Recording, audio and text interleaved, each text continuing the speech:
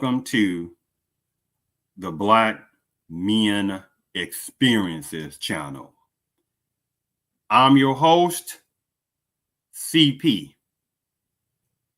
And today's topic, this Black American man out of Florida was falsely imprisoned for about 45 years for however numbers of Klan bad seed ones. How many of those bad seeds are still among various people within various parts of America? This system allows it. And this system knows that there is not enough Black males, modern day, that do not understand the danger that's happening to Black men. And this is why the threat level to Black American men is at danger level 4.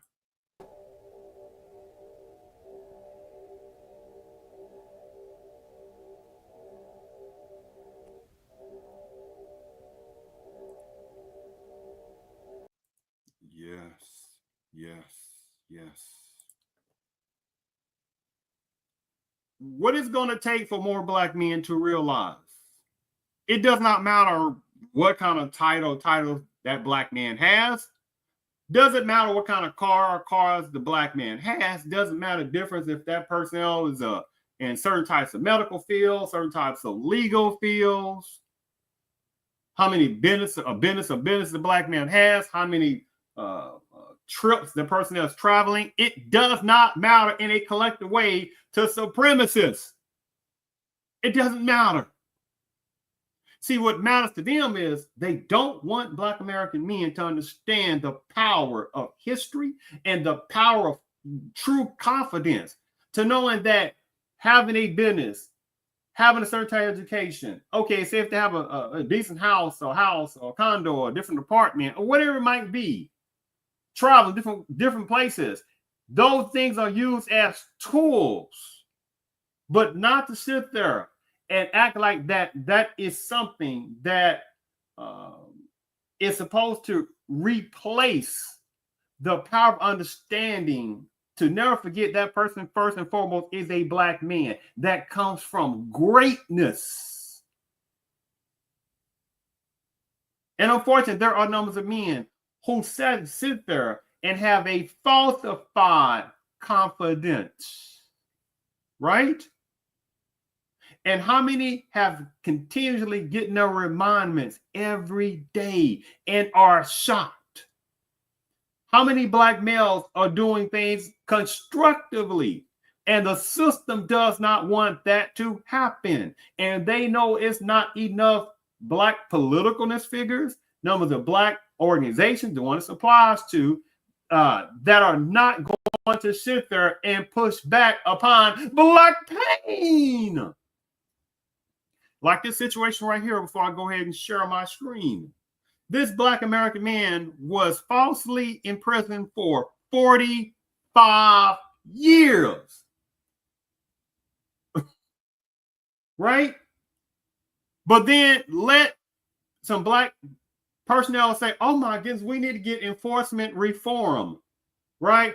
Oh my goodness, they hate enforcement. But when numbers of personnel within certain parts of Panama's culture and some other personnel and border breaker illegal immigrant personnel, some numbers of immigration personnel, the list goes on, when they get a little taste of little inhuman treatment, oh my goodness, what are we going to do about this? You see how, again, the hypocrisy is very strong on that. Yes. And they know it's not enough Black American men to call out their freaking hypocrisy on that. So let me go ahead and actually, I don't need to share my screen on this. Let me go ahead and play this video. He was wrongfully imprisoned for nearly 45 years, has filed a lawsuit against the detectives, Duval County, and the city of Jacksonville. And while in prison, I suffered a lot of mental anguish, a lot of hardship, from the environment that I was in. Willie Williams was released in 2020, but was still on parole until just this January when his charges were dropped. Houston Jax reporter Ariel Schiller spoke with Williams and his lawyers about their hopes in filing this lawsuit. When I was sentenced to a life sentence and 3 30-year sentences, and I was on the bus going to the prison, and I was leaving Jacksonville, and I looked out the window and I looked back and I said to myself, well, Jacksonville, I will never ever see you again. But what I didn't know, God had a better plan. And see, that part, again, is something that supremacists last every day when they hear certain types of black men and some black women on different things going through black pain. And so, oh, well, God has a plan. And there is a plan, depending on what that person believes, and however that source of sources. But at the same time, that God source is not going to be like, yeah, you know what? Y'all pray to us. I mean, you pray to this God source and say, hey, deliver us. But you don't have to do anything, right? That Almighty God source knows that Black Americans are going through black pain every freaking day. But you got to sit there and fight back with constructiveness, right? God's not going to sit there and give relief to Black Americans if Black Americans collectively is not pushing back. And it's not a one-time thing. This is going on. This goes for generations. Just like black pain's been going on for generations, right? There is no easy way out. There is no easiness of relief from bad sheets, from supremacist system. It's about who is going to sit there and outwit and outlive these kind of supremacist type things, right? Just understand that, right? But it's something that no other culture that you hear can go through different things and they'll say, oh God, out of context, right? Out of context. And that plan brought me here today. Willie Williams is seeking justice 48 years after he was wrongfully imprisoned. His legal team filed a lawsuit Wednesday against the detectives in his case, the city of Jacksonville and Duval County. Williams was convicted of attempted murder and robbery in 1976. The state attorney's office uncovered evidence that the witness in the case was hypnotized as a way to identify the suspect, but was never disclosed to the defense. In his case, the city of Jacksonville and Duval County. Williams was convicted of attempted murder and robbery in 1976. The state attorney's office uncovered evidence that the witness in the case was hypnotized as a way to identify the suspect, but was never disclosed to the defense. Lauren Carbajal, an attorney at Lovey & Lovey, which represents Williams, alleges the hypnosis was used to identify Williams as the suspect. They did this despite the fact that there was clear evidence that another man had committed these crimes and was responsible. But because that man committed suicide shortly after the crimes happened, they decided to paint Willie as the shooter and caused his 45-year-long imprisonment. There has never been any physical evidence to tie Willie to these crimes, the shooter, and caused his 45-year-long imprisonment. There has never been any physical evidence to tie Willie to these crimes, and instead he had to suffer in prison for almost half his life, nearly half a century, for these crimes of which he was innocent. Paul Wright, executive director for the Human Rights Defense Center, says by filing this lawsuit, he's hoping that the city will right its wrongs for Williams, and he's also hoping for reparations for the decades he spent in prison.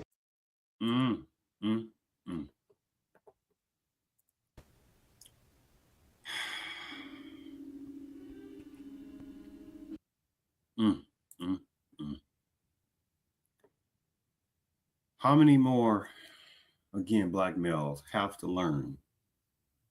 Black male pain is true in reality going on. How many more does it take? See, the system knows that there's not going to be enough black political figures, the one this applies to, that are not going to sit there and do nothing. To sit there and say, wait a minute, now we've got to legislate laws specifically for black Americans.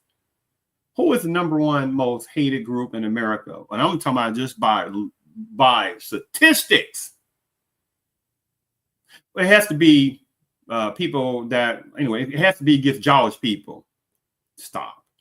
Well, it has to be toward numbers what we call Asians, whatever that's supposed to freaking mean, which is an insult, because when you say word Asian, well, Asia is a continent. So which Asian people you're talking about? You talking about somebody from China, Malaysia, Sri Lanka, Jakarta? Who are you talking about? Armenia? Iran? What do you mean by Iran? Armenia? Yes. Armenia is considered an Asian country. Iraq is considered is an Asian country. Right? But of course, the system laughs because they say they know numbers of black personnel ain't gonna sit there and understand that or look through that with very few exceptions. So when it's like, we gotta stop anti-Asian hatred, right? And numbers of black Americans, they know, are gonna say, who are you? Right? What does an Asian person look like? What about the Asiatic personnel? They're at the bottom of the list in various types of Asian countries. What about the unequal treatment that they get? Huh? Oh, they want to talk about that. See, the system is a brilliant system. See, the thing about it is the number one people who has most hate in America is black Americans. The number one male is against who is that the system is against is black American males. The number one male who have gotten lynched the most in this country, in America, for centuries is the black American male. And it's still happening in 2025. There are examples of still black American males that's been lynched. But no anti-American, anti-black American hate crime relief law. But at the same time, when the previous administration got to, anyway, before this Trumpism, because Trump, oh, he's bad, he's bad. Look what he's doing to the border breakers, right? But the previous 4 years, it didn't take but I think about a year or less than a year for an anti-Asian hate crime bill to be passed. And I've done various videos on certain types of Asians who have shown blatant anti-American black hatred. You see how this goes, right? So the number one group of people in America over centuries who had more people that had more lynchings put toward them, has had more hateful laws put upon them, whole hateful policies put upon them, right? Many types of little switch around terminology called woke. There are certain numbers of personnel within certain parts of Panama's culture that have this demonicism mentality. Right, with very few exceptions, right? They come up with these little words trying to be sneaky about it. Woke. What the hell is they woke, right? That means that they don't want black Americans to sit there and stop tolerating bull, right? Now, again, there's not enough black Americans to put back their own terminology, right? Back on them, the one it applies to. And they know that, right? So the thing about it is having an anti-American black law is almost like you have a better chance to sit there and watch the dinosaurs come back to life in America, right? But by DNA replication and stuff like that, than before American blacks would get a hate crime law bill. But American black folks have the most lynchings put upon them, have the most hate crimes put upon them, and don't even have hate crime law bill.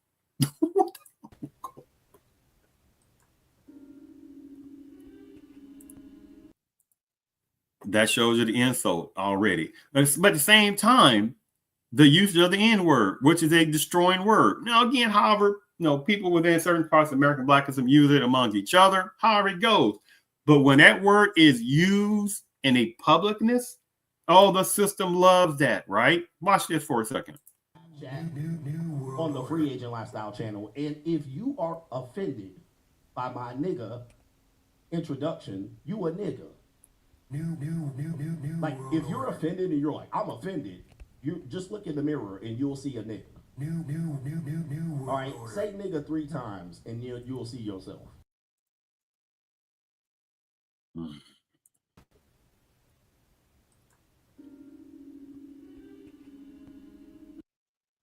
Oh, supremacists love that. Oh, they love hearing that. And the gentleman has some good information on some things he talks about. But when that usage of the N word happens and he's saying that a little too much, all supremacists love that, right? Oh, they love that, right? Watch this. But I know that he can't run this country.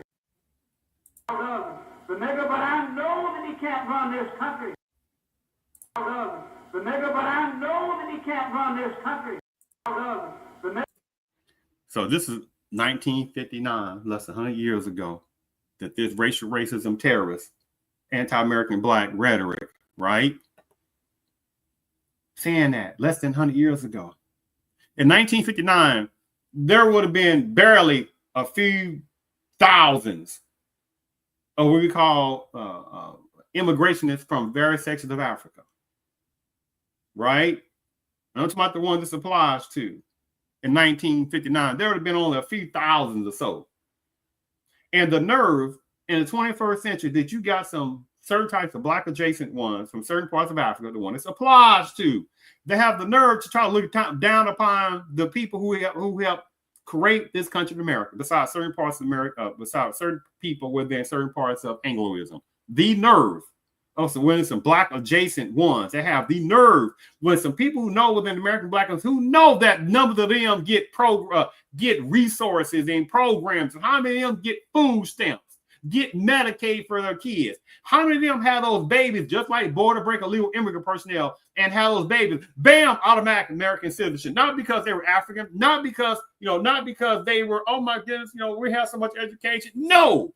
Because they got this off the back, the black pain of black Americans. See, the person that couldn't fix stuff in various parts of Africa, so however many fled. Because they're jealous. And again, I'm not talking about some of the small amounts of decent ones who said, you know what? They're able to come to America. They still give the credit to black Americans for opening the doors up, right? Certain people from Jamaica, certain other places from certain beautiful Caribbean islands, which is a whole different topic in itself of the jealousy, because it's like there's no pan-Caribbean love, right? This stuff going on with Haiti. Where's all that old pan-Caribbean love? It's not. What's going on in Cuba?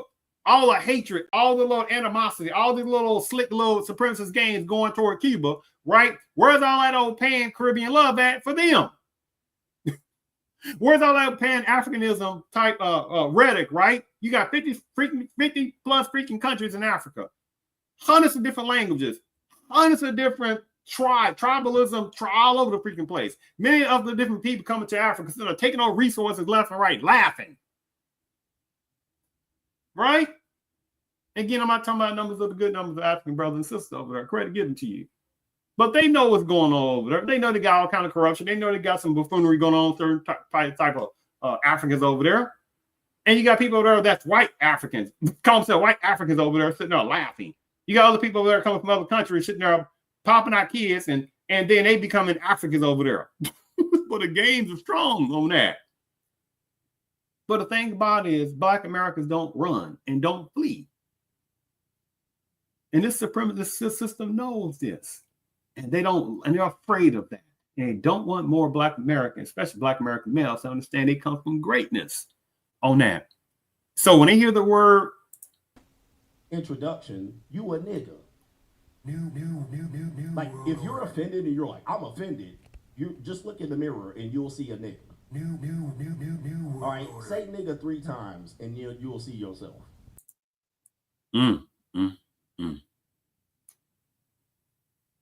I know that he can't run this country. The nigga, but I know that he can't run this country.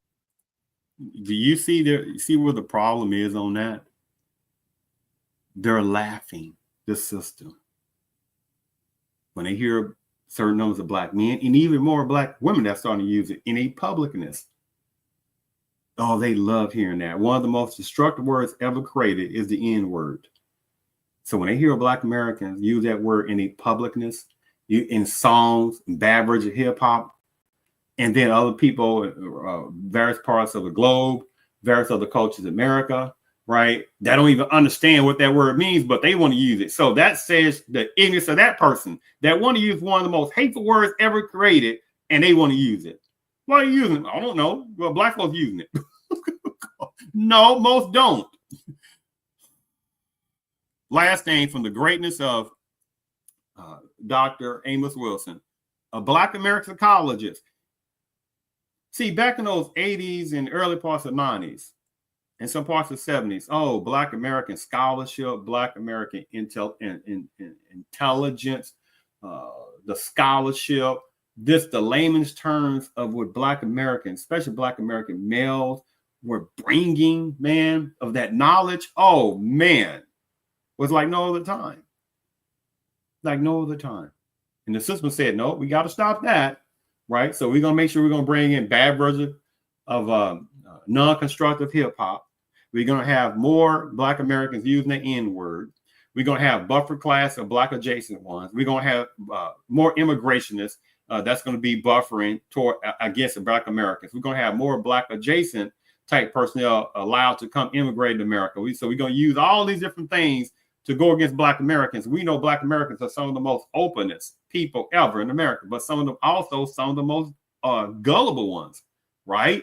Because it's not within Black Americans to be destructive to other different cultures, to not try and get over other cultures, but many other cultures have a destructiveness, have a get over mentality, right? From where they person comes from, the one it applies to, right? And they're stepping all over Black Americans left and right. But see, again, the 70s and some 80s and parts of the 90s was the apex of the great American awakening in the mentality, especially by also like this gentleman, Dr. Amos Wilson. We got Negroes over here singing, "We Shall Overcome." We got Negroes over here singing, "We Shall Overcome," and talking about they're a part of some multicultural society, and talking about diversity in the workplace. Getting over ethnicity when the whole world is combining in terms of ethnicity. But this is the game. This is the game we've fallen for century after century. People talking one thing and doing another. And now we see that the African Americans are being isolated in this very nation. We are now more segregated in this nation than we were in the 1920s. You read here recently that the level of segregation of Black children, and I'm not saying this is a bad thing, is now at in schools is now back at its 1960s levels. We have reached the point where the Black male is essentially economically obsolete and useless. And this is at the bottom of this war that's getting ready to develop on the Black male. And this is at the bottom of this war that's getting ready to develop on the Black male. We got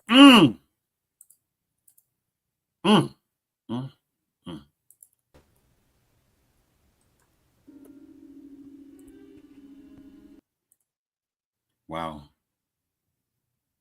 Wow. I've done other shows as well. Let me just do this. I'm going to share a couple of different other videos. If anybody's interested in checking those out, they are in the description on that part. This is one other one I did right here. Black American father reported daughter kidnapped by her mother. It's a Black mother. He was treated as a criminal by these little DEI, nepotism, cronyism type of bad seeds right here, right? I mean, you watch the video, it'd be like, you look at this male and how his emasculine type of features, you'd be like, they did how many, and we're going to all that. And you got on the right side, however, DEI, because the system wants more DEI type women from certain parts of Panama's culture and some other different cultures. It's a lot of DEI going with that. But at the same time, on the opposite part, again, there are many numbers of nepotism ones that are being hired, many numbers of cronyism ones that's being hired, right? But people want to talk about being woke. It's like they salivating upon millions of American Black personnel's face and don't even see it, right? On that. So this is one of them I did. again, because the black men are supposed to be looked at as they will, you know, they don't want to be in the families. They always running. They will just have babies. One of the number one males in America who are the most compassionate is for the kids and stuff like that is black American males. They are the most involved in the kids' lives. That is statistics, but again, the sister doesn't want to show that. Right? This guy's a black American father, wasn't doing anything wrong. You know, he was sitting there basically as a single father. The daughter's black mother, all messed up, doing whatever she was doing. He's being responsible, doing his thing. He calls the bad seed enforcement people right here to say, hey, you know what? The daughter's mother came through, and you know she got stuff going on with her. He really did want to around the daughter, but he didn't want to be like that. Be like what? Whatever that's supposed to mean. Because it's like, hey, if he said no, you go get your help, whatever you're doing first, and then then we'll see on that, right? But all of a sudden he went somewhere in the room and came back, and she basically kidnapped the daughter, and he called the cops, these bad seed versions. And he's upset because they sitting there trying to tell him something. He's trying to get them. Hey, y'all sitting there talking to me. Look, I told you. Well, I need to get out there and try to do something here. And they got mad at him because again, they don't like any kind of strong black maleness. They hate it. So they sitting there roughing them up and threw them to the ground and stuff like that, right? So, and the other one I wanted to show. Give me a second here. Let me. And the other video that's also in the description, which is very wild. Hold on for a second. Did I sit there or not? You missed. Dang it! Did I? Oh, here you go. This right here. Oh, this is an interesting podcast I did on that right here. This black man phantom. He was shocked by this bad seed Klan officer who actually faked and lied about it. Oh man, the video I show on there is wow. This old Klan-like type thought pattern, bad seed officer, he was chasing, he was radio however dispatch and about this black man that had this little boom boom piece of equipment sticking out the car, this chase, and how he was being shot at, and they found out that he lied. This particular Anglo Klan version member, bad seed officer, lied. And again, this is the description, right? This is the description, the link, if you're interested in that. So the thing about it, there are so many things against the black man, and it is done on purpose, right? Because they don't want to talk about black men achievements. They're not going to talk about black men that are being constructive. They're not going to talk about black men that are sitting there doing the right things in life. They're not going to talk about the black men who are not sitting there doing all types of criminality. Not talking about you make mistakes in life, stuff happen. No, we ain't talking about that because who else is perfect, right? So the thing about they don't want to talk about anything constructive that black men are doing daily because it does not produce ratings. But they know already there's not enough black men at these higher levels to fight back against supremacists. They know it's not enough black men, political personnel, to sit there and legislate rally laws like other cultures who make specifically about them. Black Americans collectively are told you got to be people of color, minority, right? Like BIPOC, black, indigenous people of color. That's nonsense, right? No one else is there and is disastrous to his own people, right? Of not trying to help his own people first, like other people are doing in America for their own people. Right? And again, you cannot travel far enough from these type of black male pain. Because let me tell you something in closing. I like to be able to see more black men doing a traveling, more black men enjoying different other cultures, right? More. It's not that many black men traveling the way people think it is. It is not. But again, anything dealing with black male trying to do some constructive, it is looked upon as bad, right? Black men are just traveling overseas to try to find these little third and fourth world country women because they can't deal with a strong sister of chaos, silly ass member, right? But at the same damn time, how many numbers sister of chaos we talking about they don't want no broke men? How many numbers sisters are talking about they don't want to sit there and go to some cheap restaurant? How many numbers of sister of chaos members Well, like, you got to pay them first to even date them. The nerve of some Sister of Chaos members. The freaking nerve. And they can go to Haiti's too, the ones who this applies to. Because how many have went to Jamaica? How many have went to Vegas and all high places, that little girls trip? And how many of them had sex and stuff like that? And they were married or in a relationship. The nerve of these damn people. The nerve of Sister Chaos members to their hypocrisy. I'll make this point in that more black males need to travel. Right? Travel. But not to be naive to sit there and think that there's no other women that look at them as a status. There are some good type of women in some other various countries and some other islands. Yes, there are some plenty ones that do maintain femininityness, that maintain loyaltyness, because they themselves have been taught those kind of things. There are those type of women like that in various countries and various other islands. There are. But see, that's not to be talked about. Della would say, because there are some women out there in some other places that do look upon black males as an ATM, just like numbers of Sister of Chaos, right? But those are the westernized versions who want to be westernized, right? There are gigantically way more women in different other places who are not like that. So however numbers of black males that travel and enjoy themselves, continue to travel and enjoy themselves, but not be naive. I thank you for tuning in to the Black Men Experiences channel.